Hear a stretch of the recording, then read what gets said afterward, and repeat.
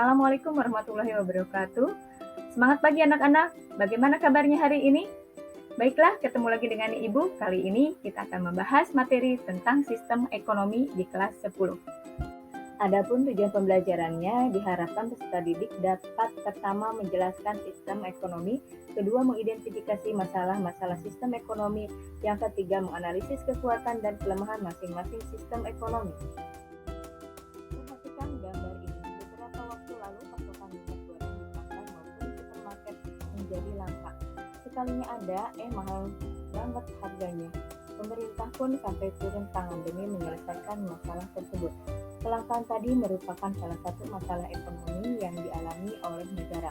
Nah, setiap negara memiliki solusi yang berbeda-beda dalam menyelesaikan masalahnya. Pernahkah kalian mendengar sistem ekonomi? Sistem ekonomi adalah perangkat yang digunakan suatu negara untuk mengelola faktor ekonomi dan mengalokasikan sumber daya yang dimilikinya melalui unit-unit dan lembaga ekonomi guna menghindari kekacauan di bidang ekonomi.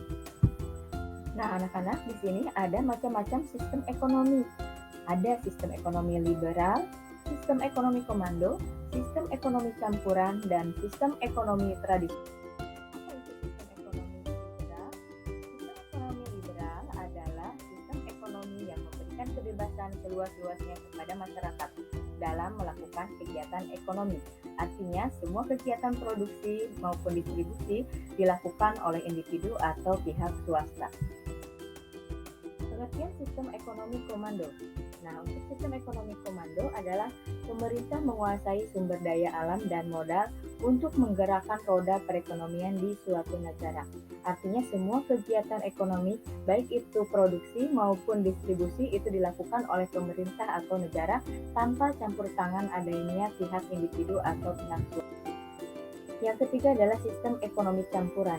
Sistem ekonomi campuran adalah gabungan dari sistem ekonomi pasar dan sistem ekonomi komando. Sehingga di sini kegiatan ekonomi tidak terlalu berat karena dilakukan oleh sistem ekonomi komando, itu adalah pemerintah maupun oleh swasta. Sistem ekonomi tradisional adalah sistem ekonomi yang paling sederhana. Cara penyelesaian masalahnya didasari oleh kebiasaan, tradisi, dan adat istiadat secara turun-temurun. Demikian penyampaian materi untuk sistem ekonomi. Untuk lebih jelasnya, kalian akan Ibu kelompokkan menjadi 6 kelompok sesuai dengan minat dan bakat kalian. Di sana ada LKPD yang harus kalian kerjakan sesuai dengan minat dan bakat kalian. Dan demikian penyampaian materi hari ini. Wabillahi taufiq wal hidayah. Wassalamualaikum warahmatullahi wabarakatuh.